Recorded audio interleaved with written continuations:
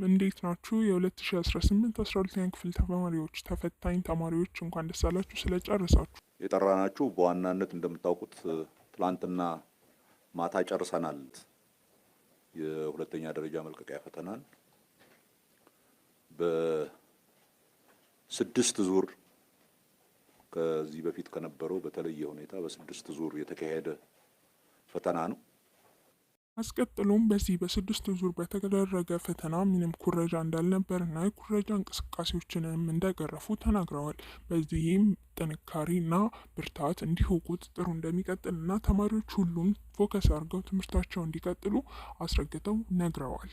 በተሻለ ሰላማዊ ሁኔታ በተሻለ ከስርቆት የጸዳ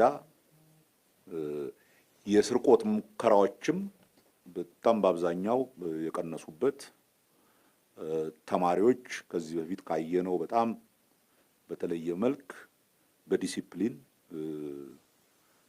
በጨዋነት ፈተናቸውን የተፈተኑበት ጊዜ መሆኑን ፈተናውም በሚሰጥባቸው በሁሉም ዩኒቨርሲቲዎች በጥንቃቄና ጥንቃቄ ባለበት መልኩ ሁሉም ተማሪዎች ፈተናቸውን እንደወሰዱና በጣም ጥብቅ የሆነ ክትትል እየተደረገ እንደነበርም አስረግጠው ነግረዋል።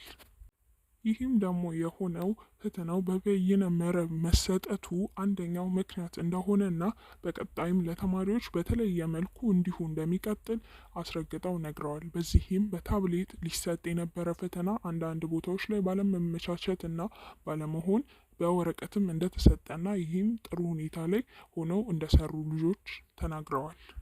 ይሄ ይሁን እንጂ በዚህም ልጆች በተለያየ መንገድ ስልክ አስገብተው ለመስራት የተከለከሉ ነገሮችን ካልኩሌተርም ሆነ ዲጂታል እነዚህ የሰለጠኑ ነገሮችን ማስገባት ተከልክሎ ቢሆንም ለማስገባት የሞከሩ ተማሪዎች እንዳሉና እርምጃም እንደተወሰደባቸው ተናግረዋል።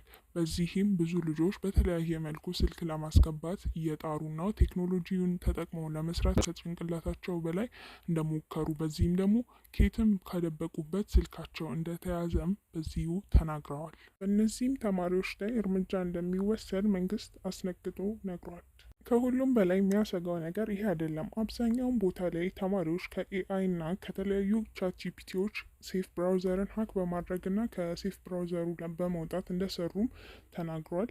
ይህንም መግለጫ ከውስጥ መስመር የወጣ መረጃ ነው እንጂ ይሄ ብርሃኑ የገለጸው አይደለም እና በዚህም ልጆች የሰሩት ፈተና ኮፒ ፔስት ሲያደርጉ በሰሩት መሰረት ቼክ ተደርጎ ላይክ ኤግዚት ኤግዛም ላይ እንደተደረገው አሁንም በዚህ በኢንትራንስ ኤግዛም እና በሪሚዲያል ፈተና ላይ እንደሚደረግም ገልጿል። ይህ ነገር ደግሞ ተግባራዊ ከሆነ ብዙ ተማሪዎችን እንደሚጎዳ እና ብዙ ተማሪዎች እንደሚጠቁ ተናግሯል። ይሄ ነገር ኢንትራንስ ኤግዛም ላይ ተግባራዊ እንደሚሆን 100% የተረጋገጠ ነገር ባይኖርም ሪሚዲያል ተማሪዎች ላይ ተግባራዊ የሚሆን ከሆነ ኢንትራንስ ላይ እንደማይቀር ተናግሯል።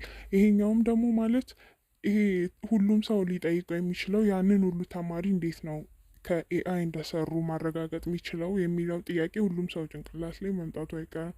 ይህንንም የሚያደርገው ይሄ ቴክኖሎጂ ስለሆነ ኮፒ ፔስት ተደርገው የተሰሩትንና በኤአይ የተሰሩትን ለይቶ እንደሚያወጣና ከዚህ በፊት ባለፈው ኤግዚት ኤግዛም ላይ እንዲህ አይነት ነገር እንደተደረገና አሁን ኢንትራንስ ፈተና ላይም ሊደረግ እንዳለ ስጋት እንደሆነ ተናግሯል። እና ይህንን መረጃ ተጠናክሮ ቀጣይ የሚወጣ አዲስ ነገር ካለ እናቀርባለን። ሰብስክራይብ አርጉ፣ ሼር አርጉ፣ ላይክ አርጉ። አዲስ አካውንት ነው። ሁሌም እና አዲስ መረጃ ሲመጣ ከጎናችሁ ነን። ቴንኪዩ